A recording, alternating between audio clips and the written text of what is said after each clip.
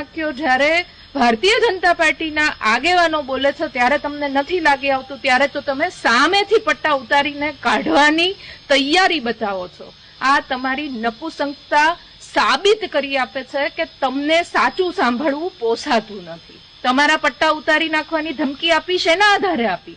ગુજરાતમાં આટલો બધો દારૂ વેચાય છે, મળે છે, શોષણ થાય છે, આટલા બધા અપબનાવો, અપમૃત્યુના કિસ્સાઓ બને છે, ત્યારે તમને નથી લાગી આવતું. હું આપના માધ્યમથી પૂછવા માંગુ છું કે 3 વર્ષ પહેલા હીરાભાઈ સોલંકી કે જે રાજુલાના ધારાસભ્ય છે, એમણે પણ પોલીસને ચીમકી આપી હતી અને બોલીને ગયા હતા કે અહીંથી તમને ધમકી આપીને જાઉં છું કે તમારા પટ્ટા ઉતરી જશે.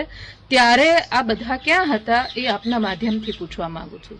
પોલીસને એટલું બધું લાગી આવે છે, ખુદ હર્ષ સંઘવીને કે જે ગૃહમંત્રી છે ગુજરાત રાજ્યના અને નાયબ મુખ્યમંત્રી છે, એમને પણ આટલું બધું લાગી આવે છે. તો હું પૂછવા માંગુ છું કે જ્યારે ગુજરાતમાં આટલો બધો દારૂ વેચાય છે ત્યારે તમને કેમ નથી લાગી આવતું?